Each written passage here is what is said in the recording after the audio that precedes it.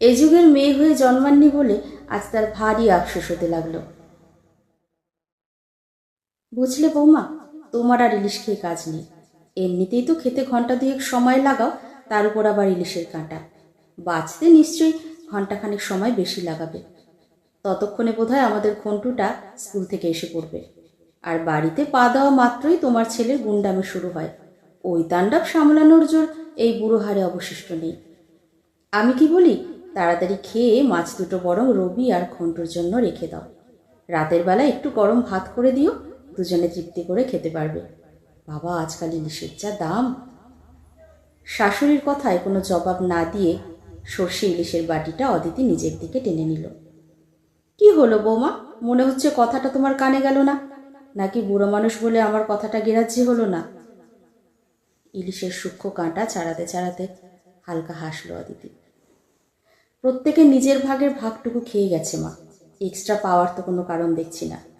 এই দুটো পিস আমার ভাগের, আমি নিজের ভাগটুকুই খাচ্ছি। সব সময় নিজের ভাগ দেখিও না বৌমা। আমার কি, ছেলেটা নাতিটা ইলিশ হলে দুগাল ভাত বেশি খায়, তাই বলছিলাম। তোমার মনে যে এত ভাগাভাগির হিসাব কষা আছে তা তো জানা ছিল না।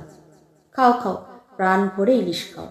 বাপের বাড়িতে তো ভাতের পাতে চুনো মাছটুকুও জুটত না, এখন বরের পয়সা দেখেছ, খাও। ধ্বংস করে যা ইচ্ছে তাই খাও। আপনি বোধহয় ভুলে যাচ্ছেন মা, এই সংসারে ঊনকোটি কাজ কিন্তু আমিই করি। সেই হিসেবে যদি আমায় এতদিনকার মাইনে দিতে হয়, তবে আপনার ছেলের তথাকথিত বিশাল আয়ও কুলিয়ে উঠতে পারবে না। হয়তো আপনাদের ভদ্রাসনটুকুও কম পড়বে। যাক, ছাড়ুন সেসব, আমার শান্তিতে একটু খেতে দিন। কি কি বললে তুমি বৌমা? রাজেশ্বরী প্রায় তোতলে উঠলেন। আমার ছেলে এত রোজগার করেও তোমায় মাইনে দিয়ে কুলিয়ে উঠতে পারবে না? করো তো রোজগার ঘরের কাজ। আমরাও বিয়ের পর থেকে আজ অব্দি সংসার সামলাচ্ছি। এমন বিশেষ কি কাজ করো তুমি যে আলাদা করে মাইনে দিয়ে পুষতে হবে? তাহলে একটু বিস্তারিত বলি, মন দিয়ে শুনুন। অদ্ভুত এক হাসি হেসে শুরু করলো অদিতি। সকাল হতে না হতেই ঘুম থেকে উঠে কোমর বেঁধে কিচেনে লেগে পড়তে হয়। সময় মতো সকলের পছন্দের চা জলখাবার থেকে শুরু করে দুপুরের লাঞ্চ, অফিস স্কুলের পছন্দসই টিফিন, বিকেলের হালকা টুকটাক স্ন্যাক্স, রাতের ডিনার। সবচাইতে কম হলে মিনিমাম 4,000। চাইলে মার্কেট রেট যাচাই করে নেবেন। তার মাঝে আপনার ছেলের কাজের অকাজের ফোন এলে ফোন ধরা, হাজার বাসন মাজা, কাপড় কাচা, ঘর ঝাড় দেওয়া, মোছা, 3,000। প্রতিদিনের বাজার, রেশন দোকানের ফর্দ মিলিয়ে মাল আনা নেওয়া 2,000। ছেলেকে পড়ানো 5,000, প্রতিদিন স্কুল থেকে নিয়ে আসা যাওয়া গাড়ি ভাড়া সমেত 3,000। আপনার দেখাশোনা ব্যথা হলে তেল মালিশ 2,000। ইলেকট্রিক বিল, ব্যাংকের, পোস্ট অফিসের যাবতীয় কাজকর্ম 5,000। মাস জুড়ে যেন কত হলো মা? ভালো কথা, কতগুলো কাজ তো ধরতেই ভুলে গেছি।